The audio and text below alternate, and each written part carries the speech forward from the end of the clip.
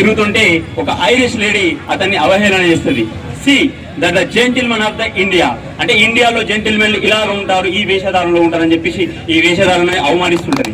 అప్పుడు స్వామి వివేకానందుడు అమ్మాయికి చెప్తాడు, ఎస్, భారతదేశంలో జెంటిల్మెన్లను మునులను తయారు చేస్తారు, మీ పాశ్చాత్య దేశాల్లో జెంటిల్మెన్లను టైలర్లు తయారు చేస్తారు. That is the greatest. సమయస్ఫూర్తిలో స్వామి వివేకానందుని మించిన వారు ఎవరు లేరు. ఇదే విధంగా ఒక స్పీచ్ ఇచ్చుకుంటూ స్వామి వివేకానందుడు అంటే పాశ్చాత్య దేశాల సంస్కృతిని మనం వాడకూడదు అని చెప్పిండు. కానీ ఆయన వేసుకున్న షూ మాత్రం అమెరికా వేసుకున్నాడు.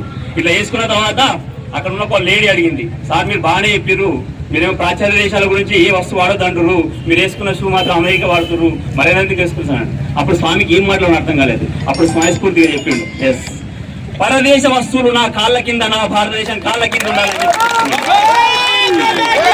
That is the greatness of Swami Vivekananda.